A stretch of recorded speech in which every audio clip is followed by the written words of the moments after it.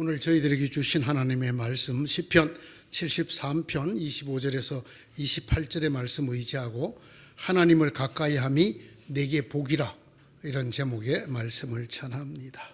이 모든 것이 하나님 때문입니다. 우리나 인간이나 다른 어떤 그 무엇 때문이 아니라 오로지 온전히 하나님 때문입니다. 하나님이 어떤 존재인가 하는 것에 대한 이야기가 많이 있습니다. 어떤 과학자들이나 어떤 철학자들은 그것은 어떤 에너지일 것이다, 또는 파워일 것이다, 그렇게 말하는 사람들도 있고, 그러지 않고 어떤 원리나 법칙일 것이다, 이렇게 말하는 사람들도 있습니다. 그러나 우리가 믿는 하나님은 그런 존재가 아니고 존재자라는 존재이십니다. 영어로 being이라고 씁니다. being, 있다의 동명사형이죠. being, 존재하는 무엇이다 라는 뜻입니다. 이 말은 성경에서 하나님을 존재자라고 쓸 때는 사람과 교감을 하고 교제할 수 있는 그런 분이다라는 뜻입니다. 어떤 정해진 하나의 원리나 힘이 아니라 우리와 교감을 할 수 있는, 대화도 하고 생각도 나누고 느낌도 나누고 뜻도 나누고 이렇게 할 수 있는 그런 존재자라는 것입니다. 특별히 성경이 하나님을 존재자라고 부를 때는 인간 쪽에서 쉽게 다가가고 쉽게 이해할 수 있는 어떤 요소를 갖고 있는 존재다, 그런 뜻입니다.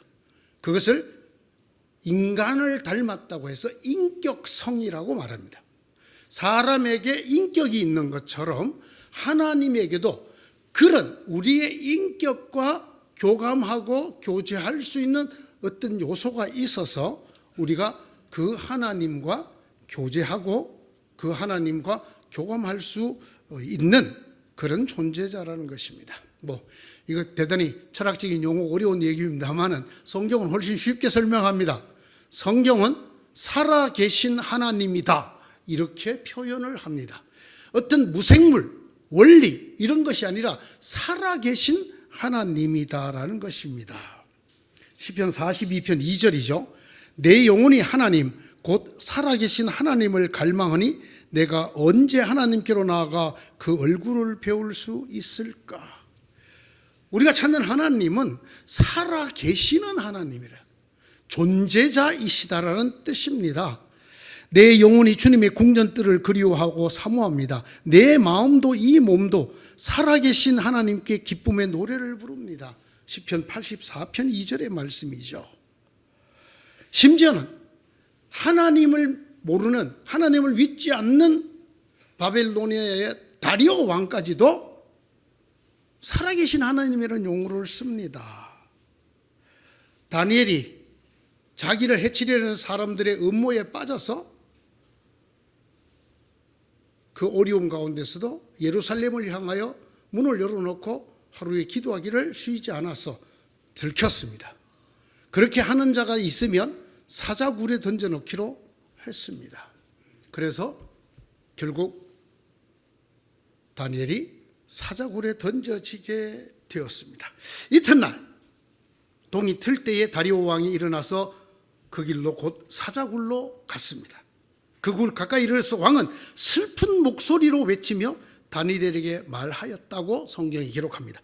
살아계신 하나님의 종 다니엘은 들으라. 그대가 늘 섬기는 그대의 하나님이 그대를 사자로부터 구해 주었는가? 다리오 왕조차도 다니엘이 믿는 그 하나님이 살아계신 하나님이다, 이렇게 했습니다. 히스기야가 하나님 앞에 사신들이 갖고 온 편지를 놓고 하나님 앞에 기도하였습니다. 천사들 위에 계신 이스라엘의 하나님, 만군의 주님, 주님만이 이 세상의 모든 나라를 다스리시는 오직 한 분뿐이신 하나님이시며 하늘과 땅을 만드신 분이십니다. 주님, 귀를 기울여 들어주십시오. 주님, 눈여겨보아 주십시오.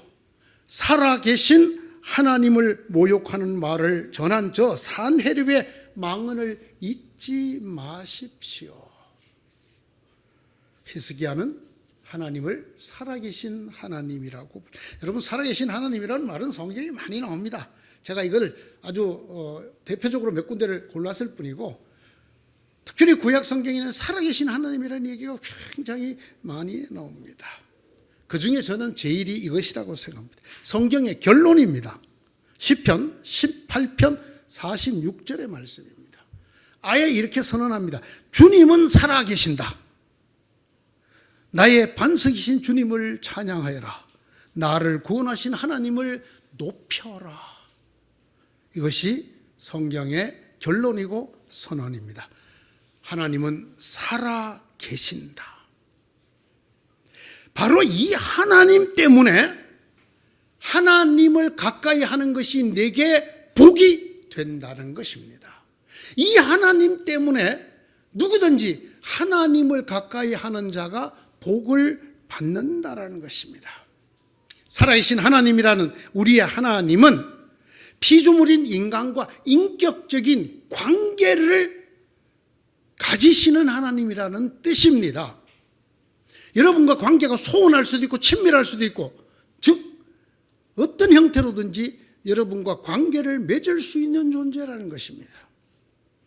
그 관계로 인하여 인간의 운명, 흔히 우리가 말하는 인간의 미래와 생사 화복이 결정되게 하는 하나님이시라는 것입니다. 하나님과 우리가 어떤 관계를 맺느냐에 따라서, 그 살아계신 하나님과 우리가 어떤 관계를 맺느냐에 따라서 그것이 우리에게 구원이 되기도 하고, 잘못 맺어진 사람들은 멸망이 되기도 하고 화가 되기도 하고 복이 되기도 하는 하나님이라는 것입니다. 이 때문입니다. 이 때문에 성경이 이렇게 간곡하게 권면하고 있습니다. 이 살아계신 하나님을 가까이 하는 것이 우리에게 복이기 때문에 하나님을 가까이 하라는 것입니다. 그리하면 하나님도 너희를 가까이 하신다.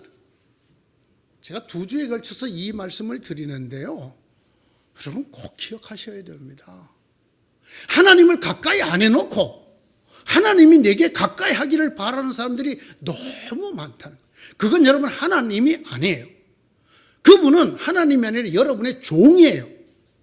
나는 어떻게 하든지 그가 나한테 충성을 다하는, 이렇게 하나님을 믿는 사람이 너무 많다는 것, 이것이 참 슬픈 일입니다. 고난의 시대 때 주님을 믿던 사람들은 이렇지 않았어요. 굉장히 겸손했어요. 그런데 하나님이 주신 풍요와 축복을 누리는 시대에 사는 성도들은 하나님을 마치 곡간지기 정도로 알아. 하나님을 마치 내 문제를 해결해 주는 요술 램프의 거인 정도로 알아. 내가 뭐든지 달라고 그러면 쩔쩔매면서 나에게 갖다 주는 바보 아빠 같아. 하나님을 그렇게 여긴 사람이 너무 많아. 그러면서 자기는 열심히 기도하고 있다고, 매일같이 하나님에게 협박하고 하나님에게 청구서를 내고 그래 놓고는 기도했대요. 그런 자기 인식이 잘못된 건지도 모르고 그렇게 신앙생활하는 사람이 너무 많아서 안타깝다라는 겁니다. 하나님께로 가까이 가야 합니다. 그래야 살아계신 하나님이 여러분에게 가까이 오신다라는 것입니다. 우리가 어떻게 하나님에게 가까이 갈 수 있을까요? 오늘은 많은 것 중에 제가 2가지만 대표적인 것을 말씀드리려고 합니다. 하나님께서 무엇을 가까이 하시는가를 보면 됩니다. 하나님이 무엇을 가까이 할까요? 여러분의 헌금 가까이 하지 않아요. 온 우주가 하나님 건데, 예? 제가 이렇게 보고 있으면 마치 어린아이들을 보는 것 같은 성도들을 볼 때가 많아요. 참 신앙생활 열심히 하신 분인데, 어린아이 같단 말이 무슨 말인지 아세요? 제 딸이 어렸을 때 걔가 갖고 있었던 모든 장난감, 옷 누가 사준 거예요? 제가 사준 거잖아요.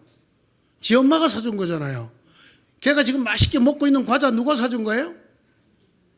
부모가 사준 거잖아요.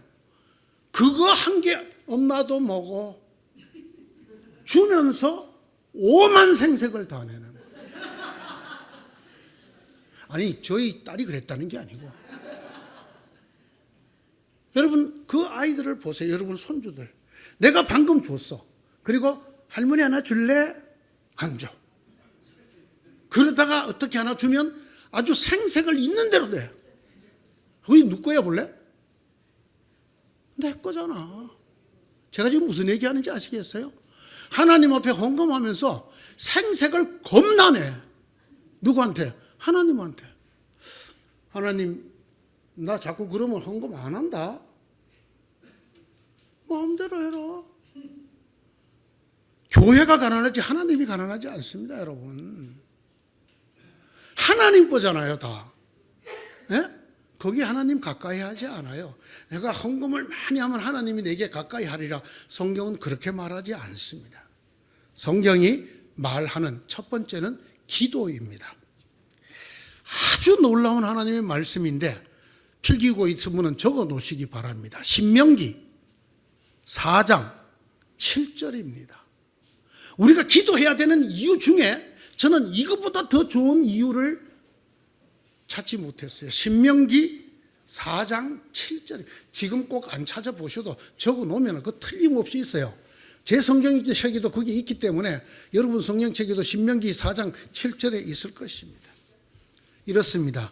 주 우리의 하나님은 우리가 기도할 때마다 우리 가까이에 계시는 분이십니다. 책 찾느라고 못 들으셨죠? 찾지 마요.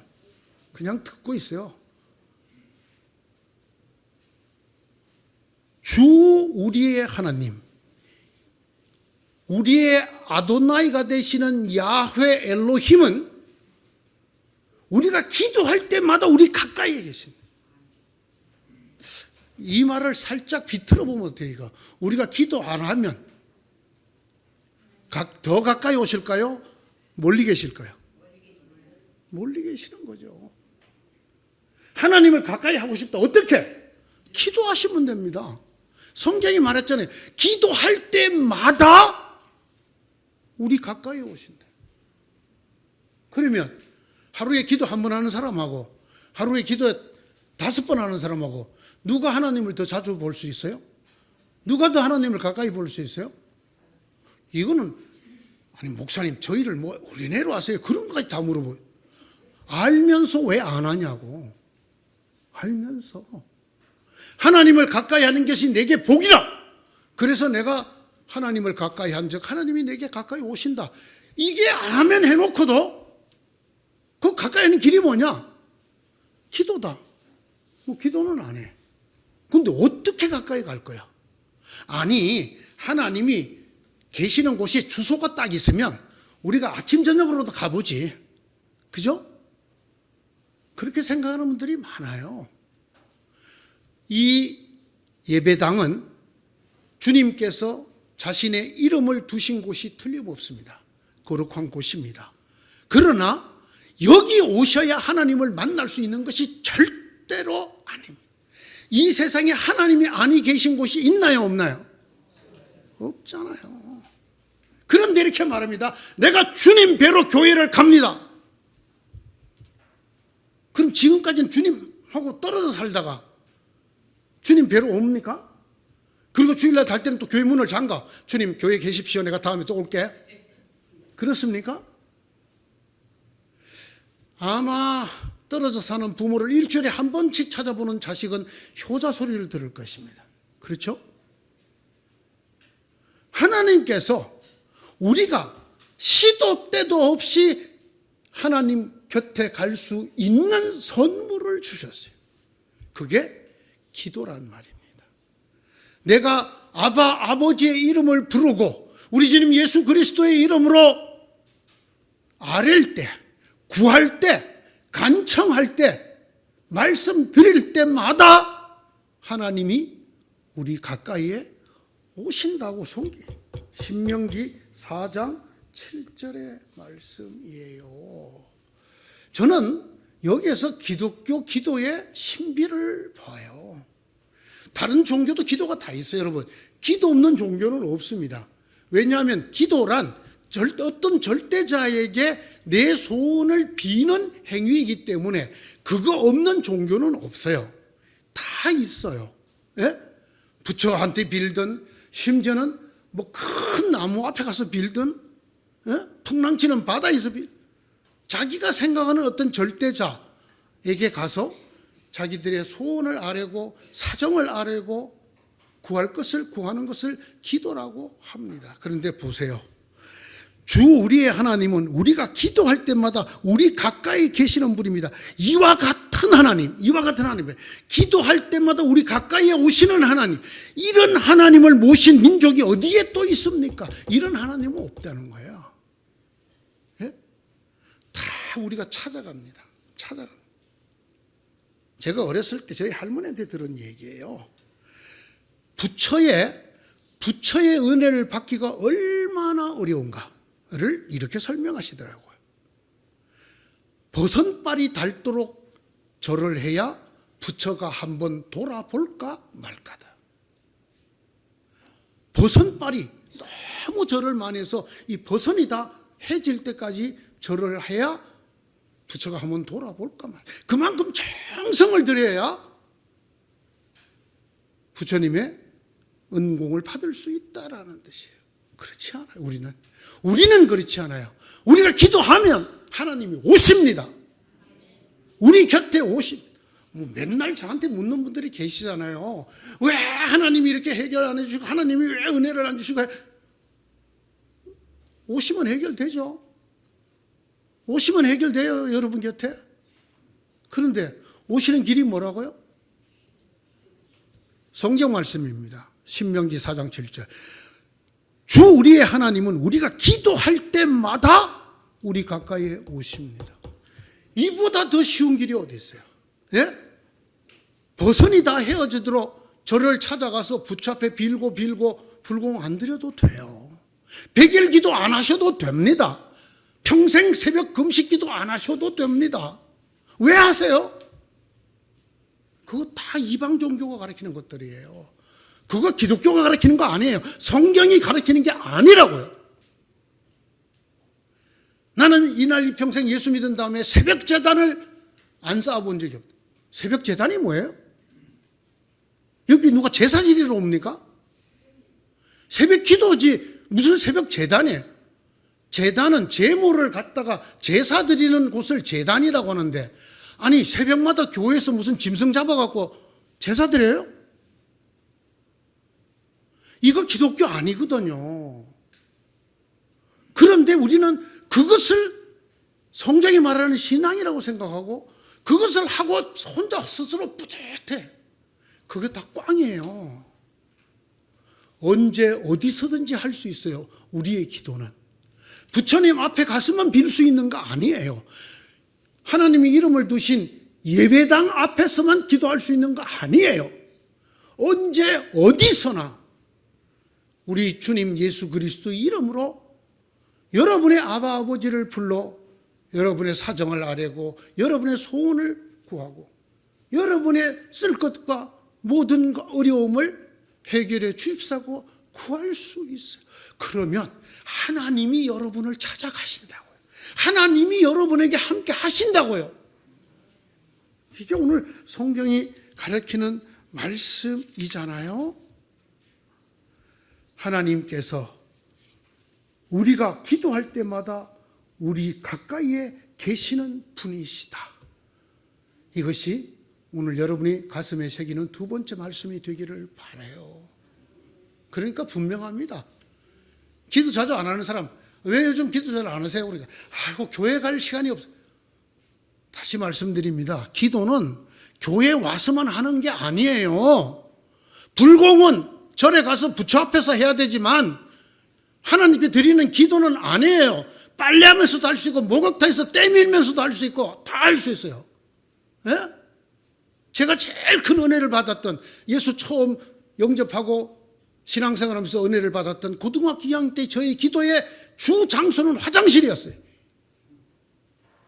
방에서 기도하면 형이 자꾸 2단 옆차기를 차는 바람에 제가 화장실에 가서 안에서 문을 딱 잠궈놓고 기도를 했어요.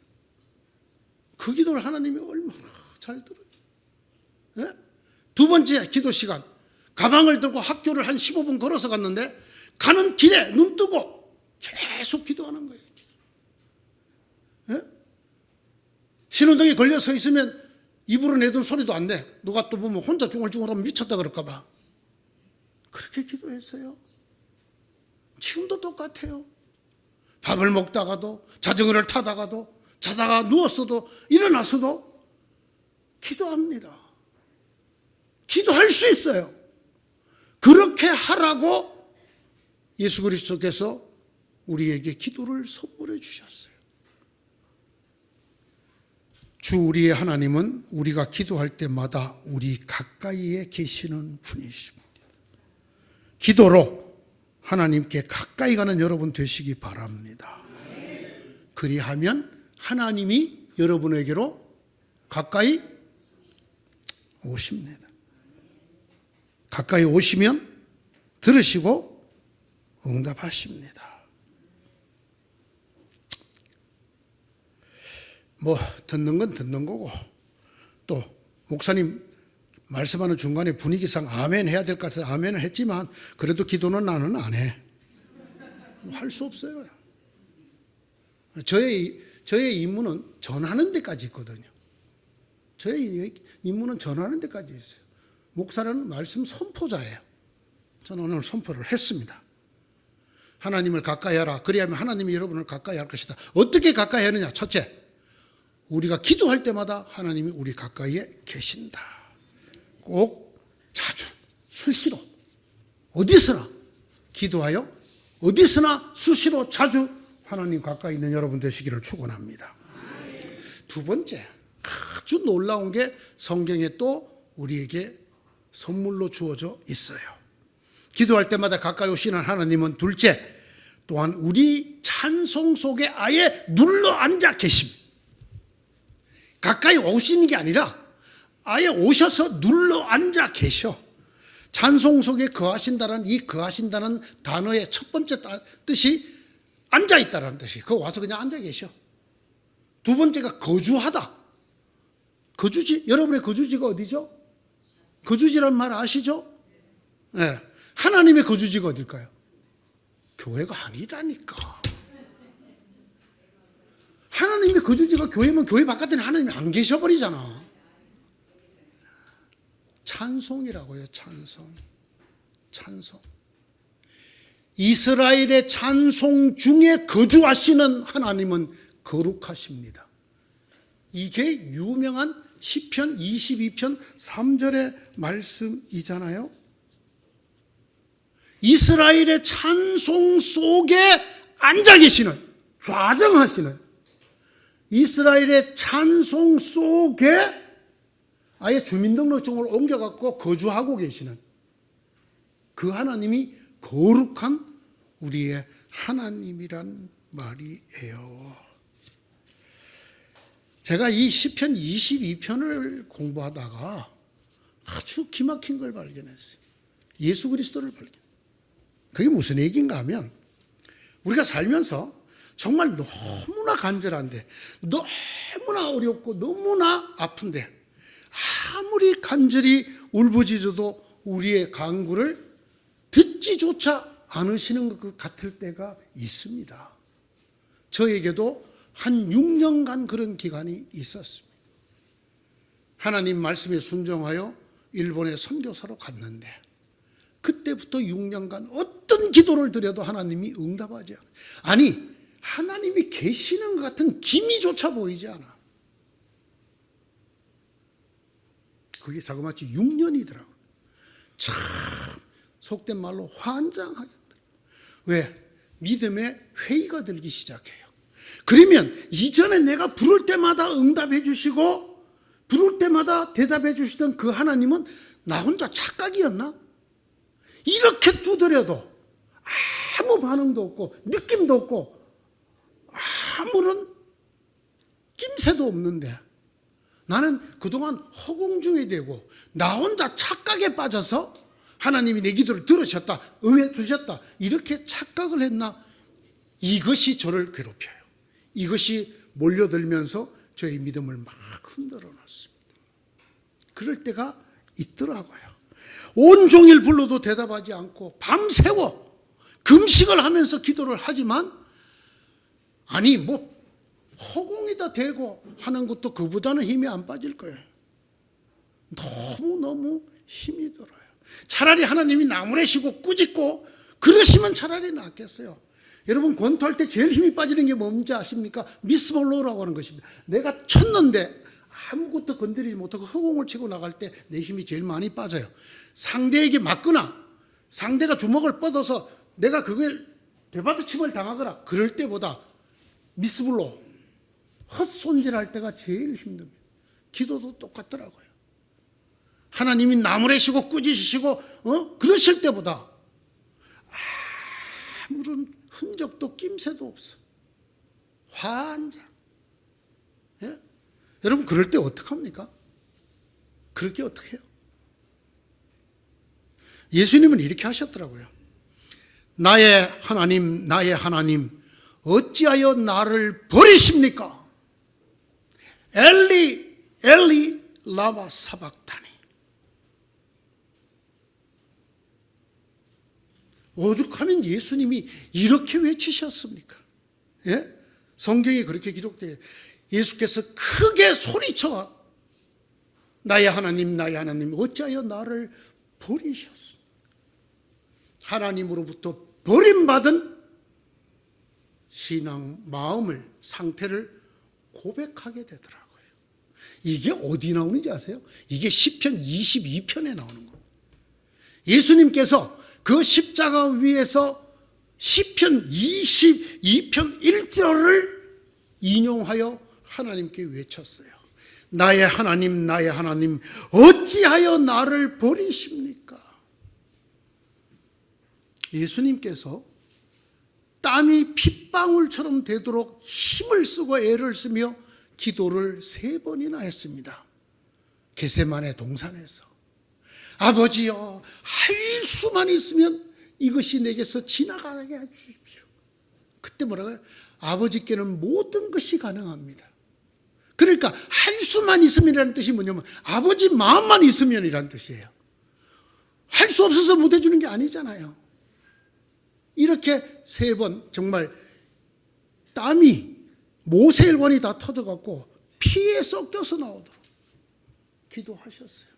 그러나 하나님은 들어주지 않았어요. 뿐만 아니고 재판을 받고 가시멜 요한을 쓰고 십자가를 지고 쓰러지면서 가는 그 언덕길에도 1절 하나님이 안 계시는 거죠. 십자가에서 못 박힌 몸으로 헐떡거리고 있을 때도 응답이 없었어요. 아버지여, 저들을 용서하여 주옵소서. 저들은 자기들이 하는 짓을 무엇인지 모르고 있습니다. 이런 기도를 드릴 때도 응답이 전혀. 오죽하면 주님께서 나의 하나님, 나의 하나님, 어찌하여 나를 버리셨습니까? 라고 얘기했을까요? 예수님이 하신 십자가에서 하신 말씀이 7가지가 있는데 살펴보면 참 은혜가 됩니다. 이렇게 탄원했던 예수님이 뭐라고 말씀하면서 돌아가시는가? 내가 다 이루었다. 내가 다 이루었다. 나의 하나님, 나의 하나님, 어찌하여 나를 버리십니까? 까지는 마치 예수님이 버림받은 어린 양 같았는데 예수님이 숨을 거두시기 직전에 내가 다 이루었다. 위대한 승리를 선언하셨습니다. 그 이유가 무엇일까? 시편 22편 1절에서 3절을 읽어보시면 알 수가 있습니다.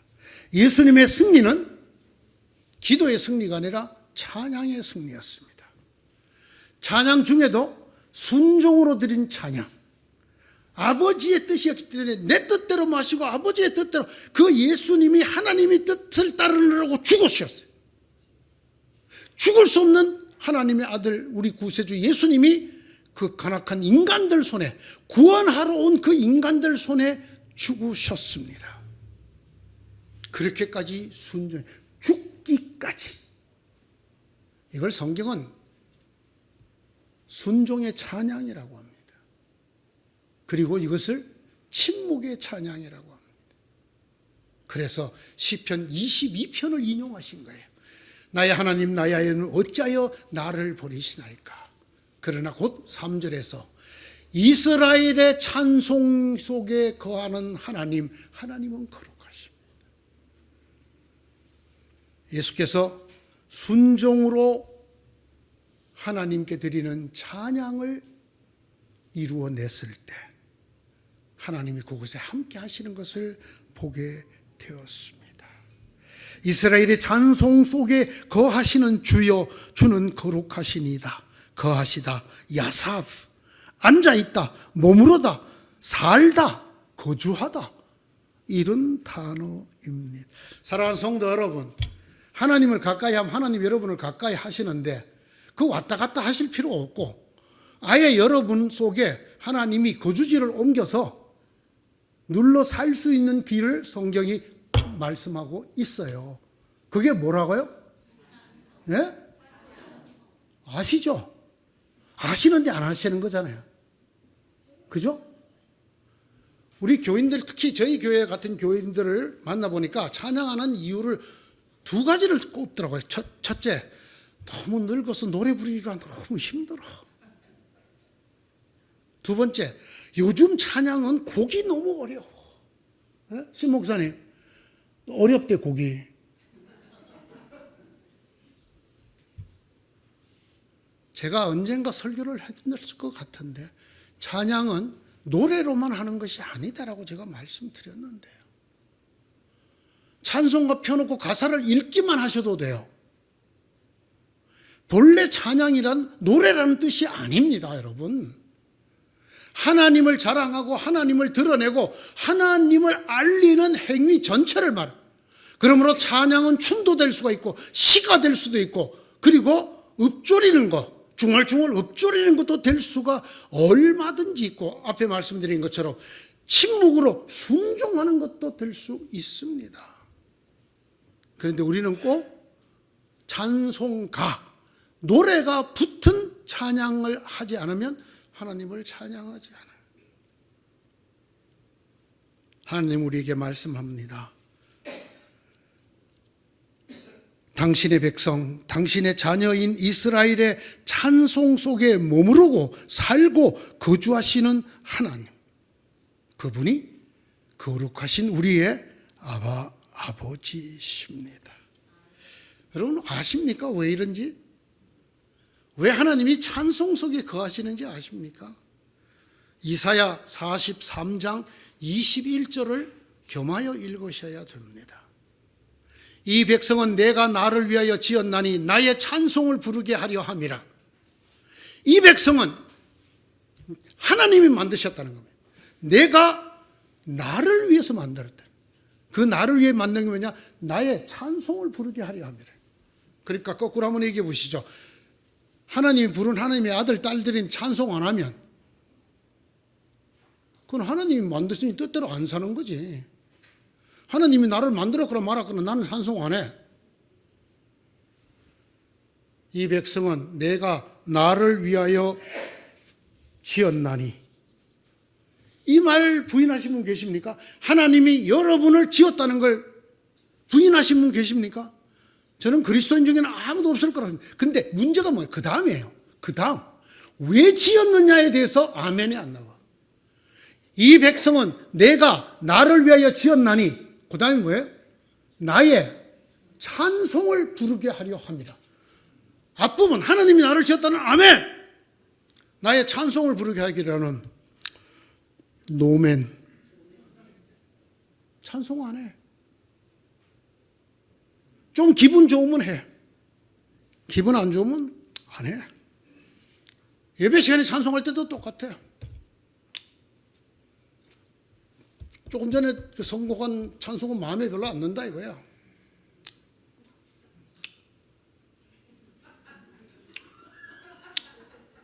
그러다 마지 못해. 예수 예수 내 주. 뭐 이런 백성이 다 있어요. 뭐 이런 자녀가 다 있냐고요. 이 백성은 내가 나를 위하여 지었나니 아멘. 나의 찬송을 부르게 하리라. 아멘! 이게 아멘이 되어야 되죠. 예?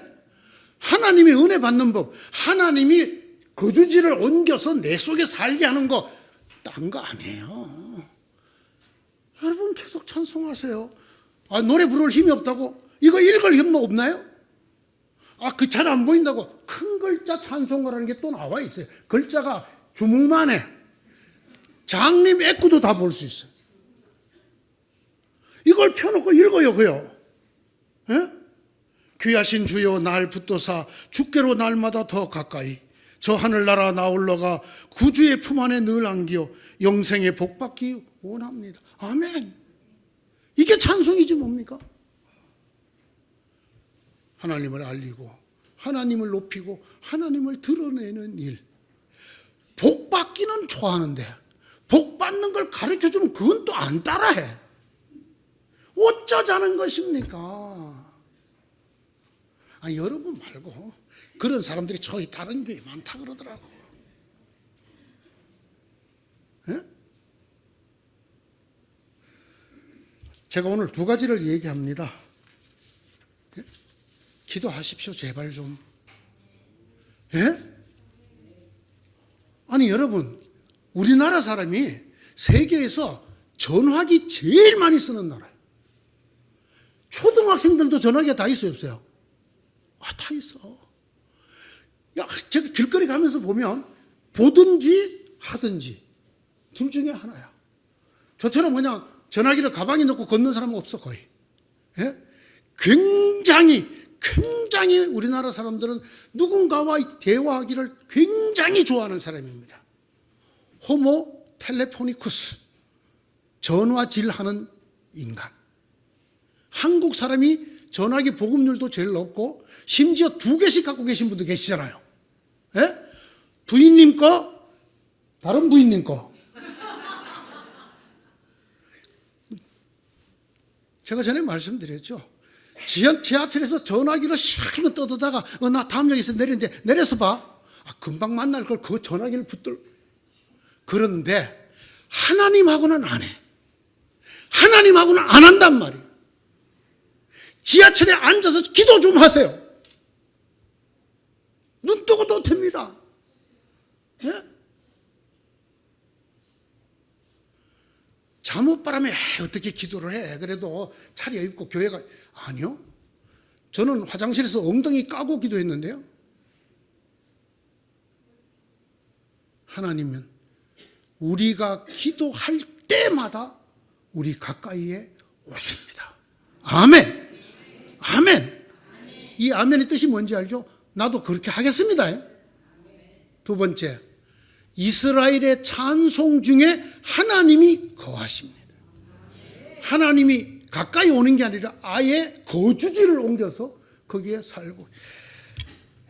이런데도 다음 주에 목사님, 왜 저희 기도가 응답이 안 될까요? 이러시는 분은 제가 이제부터 물을 거예요. 찬송을 며칠 했나요? 하루에 찬송을 몇 번 하셨나요? 예? 그냥 흥얼거리면서 찬송하면 됩니다. 그죠? 저 높은 곳을 향해. 어떤 사람들이 그래요? 아니, 목사님이라면서 찬송 부르면 꼭 뽕짝 부르는 것 같아요. 그래. 뽕짝이면 어때? 예? 꼭 곡조를 클래식으로 저 높은 곳 이렇게 불러야 되나요? 안 해요. 하나님이 여러분의 음을 못 알아들을까 봐 걱정하지 마세요. 두 가지. 하나님을 가까이 하면 하나님이 가까이 하십니다. 아멘. 우리 하나님은 그런 하나님이에요. 첫째, 우리가 기도할 때마다 가까이 하십니다. 둘째, 우리가 찬송하면 아예 눌러 앉아 그곳에 좌정하십니다. 기도합시다. 하나님 감사합니다. 이렇게 일일이 하나님이 우리 곁에 오시고 우리한테 좌정하시는 길을 가르쳐 주시고 복 주기를 원하지만 듣고도 마음에 새기지 아니하고 듣고도 따르지 않으려는 우리의 이 연약함과 우리의 믿음 없음을 불쌍히 여기시고 도와주옵소서. 성령 하나님 우리 속에 오셔서 어떻게 하든지 우리가 수시로 어느 곳에서나 하나님과 가까이 대화하는 저희들이 되게 하시고 무엇보다도 하나님을 자랑하고 하나님을 드러내는 찬송 속에 있도록 은혜를 다하여 주시옵소서. 오늘 이 기도에 아멘하는 모든 사람에게마다 주님 거주하여 주시고 가까이 하여 주시옵소서. 예수님 이름으로 기도드리옵나이다. 아멘.